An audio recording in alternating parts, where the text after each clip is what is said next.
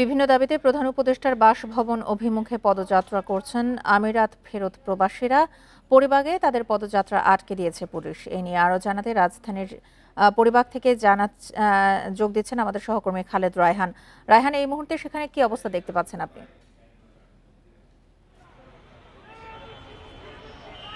দেখুন, মূলত 4টি দাবিতে সকাল 10টার সময় তারা কিন্তু পরিবাগের যে মোড়টি ছিল সেখানে প্রথমে কিছুক্ষণ অবস্থান করেছিল। তারপরে তারা প্রধান উপদেষ্টার যে বাসভবন রয়েছে সেখানে যাওয়ার উদ্দেশ্যে এই ইন্টারকন্টিনেন্টাল মোড় পর্যন্ত এসেছেন। এখানে আসার পরেই পুলিশ তাদেরকে বাধা দিয়েছে এবং পুলিশ তাদেরকে বলেছেন যে এই সড়কটির ভেতরে কোনো রকমের সভা সমাবেশ করার কোনো অনুমতি নেই, যার ফলে তারা এর ভেতরে প্রবেশ করতে পারবে না। আমরা দেখেছি যে এখানে তাদের সঙ্গে খানিকটা ধাক্কাধাক্কি ধস্তাধস্তির ঘটনাও ঘটেছে।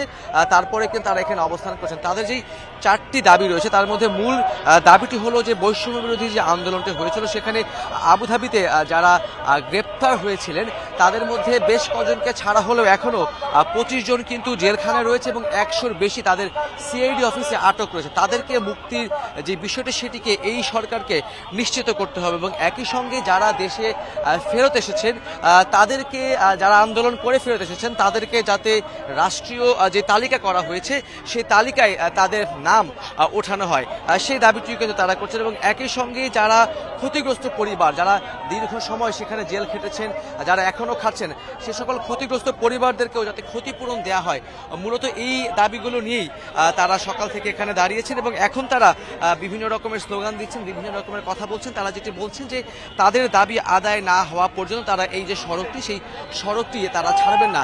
এই সড়কটিতে দাঁড়ানোর কারণে দুটি ঘটনা ঘটেছে। একটি হচ্ছে যে এই সড়কে কোনো যান চলাচল করতে পারছে না এবং দ্বিতীয় বিষয়টি হচ্ছে যে পরের যে সড়ক, যে সড়কটিতে শাহবাগ যাবে সেই সড়কটিতেও কিন্তু আমরা দেখেছি যে যান চলাচল খানিকটা ধীর গতিতে যাচ্ছে।